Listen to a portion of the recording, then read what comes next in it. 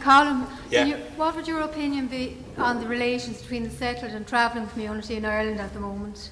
Between the settled and the travelled travelling community in Ireland? In what regard?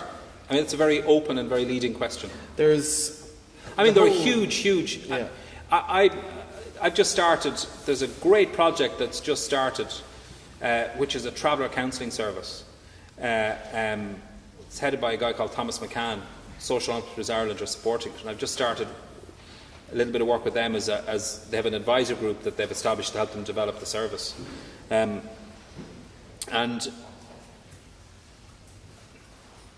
I think it's absolutely true to say that that Irish society has a very cliched, jaundiced and disrespectful attitude towards the traveller community. We're likely to scapegoat travellers. We'll define them in very narrow, usually very negative ways. We're quick to judge.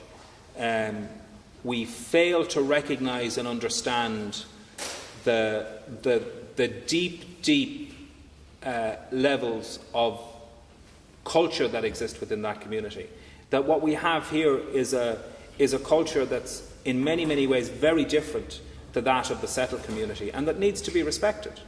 I mean, it was very interesting talking yesterday, even about, and had this meeting yesterday, so it was part of what came out of it. I mean, even at the level of, to be careful about how much I go into some of this, but just for reasons of people's confidentiality and just respecting people properly. But as a therapist, if you're setting up a mainstream, for want of a better word, counselling service, one of the things you'll always think about, particularly if it's around areas like child abuse, you want to create a space that's quite confidential and even a little bit secret, where people won't be exposed for going, because most people, if they're going for counselling and therapy, will choose to go on their own, and they usually won't tell people about it. They won't want people to know.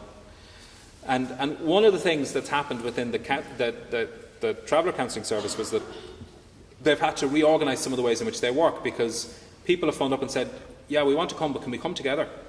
So a group of people will come together for their individual appointments and then leave together.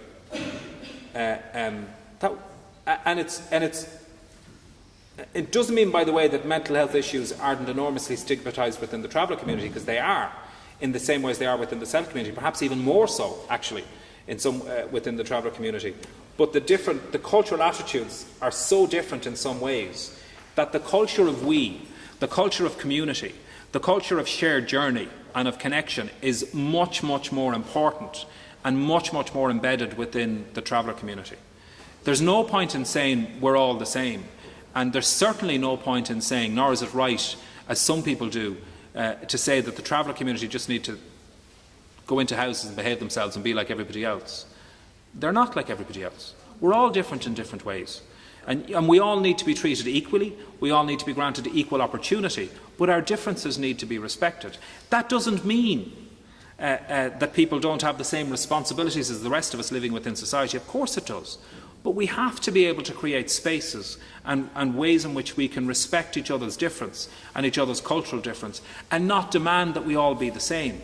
So many of the problems that we've had in this country since the foundation of the state go back to this idea that to be Irish meant being a very narrow thing.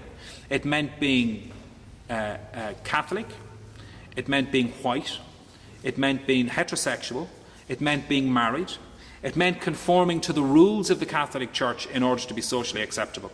And if you look at, for instance, institutional abuse, or people who were confined to psychiatric care, people who were committed to psychiatric care, you often see that in Irish society, many of the people who found themselves being forced into institutions, being vanished, frankly, institutions, were those who didn't conform to the very narrow demands of the society that people decided we should be.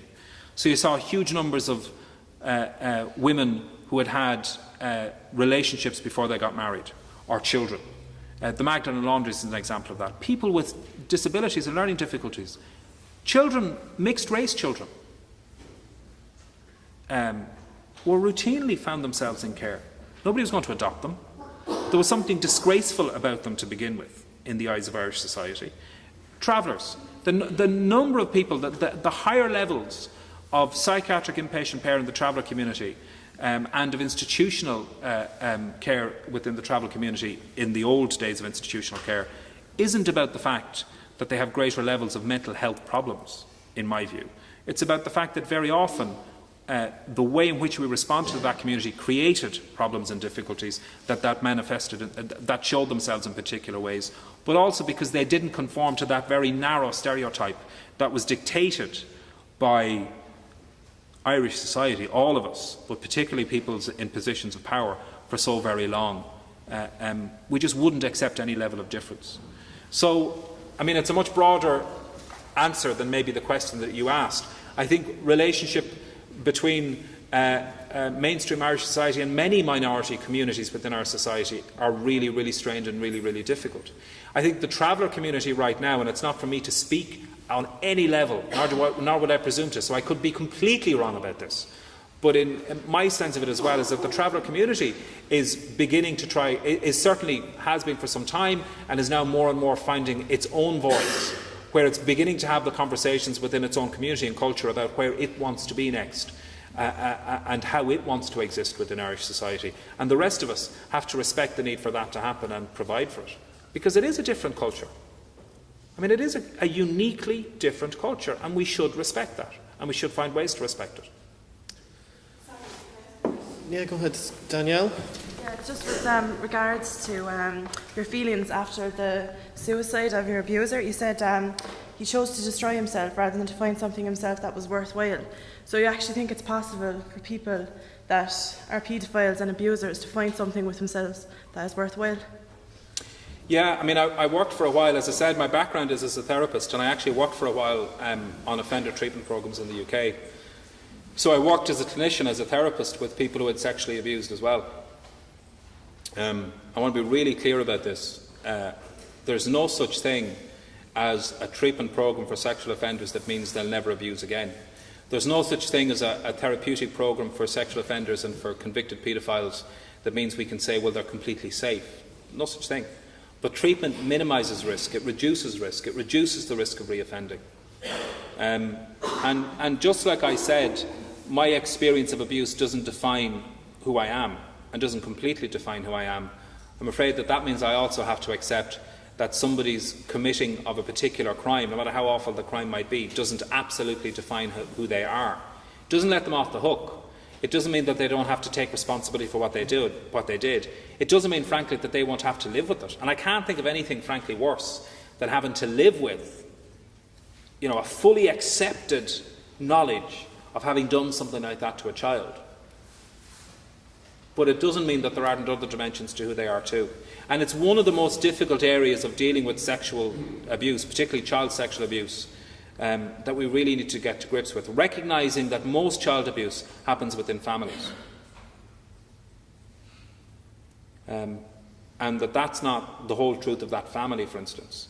And unless we can get to the point where we create ways in which families can come forward and get support and find ways through and beyond all of that, we're never really going to deal with it. The biggest bar to a child who's being abused in a family context right now in coming forward is the fear of what's going to happen.